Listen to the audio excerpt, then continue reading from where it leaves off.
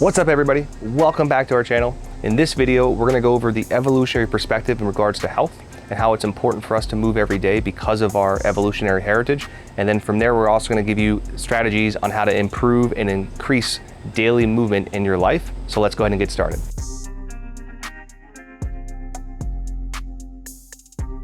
When you look at the consensus, generally the human body as we know it has been around for a couple 100,000 years, maybe up to 300,000 years. If you go into primate biology, evolutionary biology, you're looking at millions of years, maybe tens of millions of years. So we have these bodies that have been evolved through the natural selection process since the beginning of time on Earth. And if you fast forward from where we are today to going all the way back to our primate ancestors, they were hunter and gatherers. So hunting and gathering, it's right there in the name. We spent a lot of time looking for food, hunting, reproducing, probably the most fun part, just basically trying to stay alive and not starve to death. You fast forward that from that point to where we are today, and we have these bodies that expect motion and movement. And when we don't have that, it's like we're missing a vitamin from our diet, right? We just don't have that, what we call like a movement nutrition. And you can see that as evident today because there are skyrocketing instances of obesity, orthopedic injuries, chronic pain, you name it, like we're pretty much kicking ass in all the wrong categories. And that's because we're not really living in accordance with our evolution. So how do we fix that? Well, I did mention nutrition. So let's look at movement as if it's a nutritional requirement, right? So we know that in our daily nutrition, we need vitamins, we need macronutrients, we need micronutrients. Well, your body also requires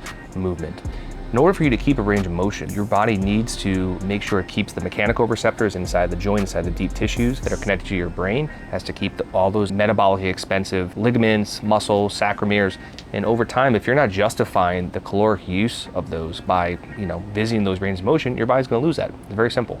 Imagine that you had your arm in a sling. If you kept it there for weeks, maybe you broke your shoulder or something like that and was in a sling for months. After a while, you can finally take that off and you're allowed to press overhead or reach overhead. If you haven't done that in months, it's gonna feel really off. It's gonna feel stiff. You may not even feel like you can get full range. That happens to us on a very small scale over the course of our life if we're not justifying our ranges of motion. So if you're not moving, it's like basically you're putting your body in a sling or in a cast. That's what we wanna prevent. We wanna give you strategies to move more throughout the day. Listen, the bottom line is movement isn't an option, it's a biological requirement. So how do we get daily movement into our lives? Well, there's a concept called stacking. And the idea of stacking is that you are putting more opportunities for movement into your day. And we have framed those in two different ways. We have passive stacking and active stacking. So passive stacking is setting up the environment so you're almost forced to move subconsciously throughout the day. Think of these as microdosing movements into your day. You're trying to simulate different environments that your ancient ancestors may have went through. An example of this is, let's say you have a desk that is adjustable, changing the levels throughout the day. This way you're forcing your body to have different experiences, whether it's sitting, standing, or something in between. You're just getting more motion and different types of inputs into your body. You can also take a slant board and put it by your standing desk, and this way you're actually getting stretches into your feet throughout the day. Oftentimes we don't use enough of our feet and they become brittle, and our feet are extremely important. They're how we make contact with the ground. So introducing different angles, different types of loads on the slant board while you work is another great way that you can stack up these little inputs, these little movement snacks, as some people call them. Another way of passive stacking, something that we do, is we have rings set up in our kitchen. So every time I go to get a glass of water, usually 2 cups, it takes anywhere from 30 to 40 seconds or so. So I'll actually go and just hang off the rings and wait for the cup to fill up. Not a lot of input, but if you multiply that several times throughout the day, I'm getting a nice stretch in my shoulder complex, as well as my spine starts to decompress from gravity. So again, it's just something that I don't really have to go out of my way to do because it's already been set up in my environment. Another option is to get rid of your furniture. If you don't want to be that extreme, just use less of it and spend more time on the ground. We know that if we spend more time on the ground, we have less options to, quote, be comfortable, so we have to start actually creating our own ways to sit on the ground. You may even start to intuitively stretch into the places that you feel tight.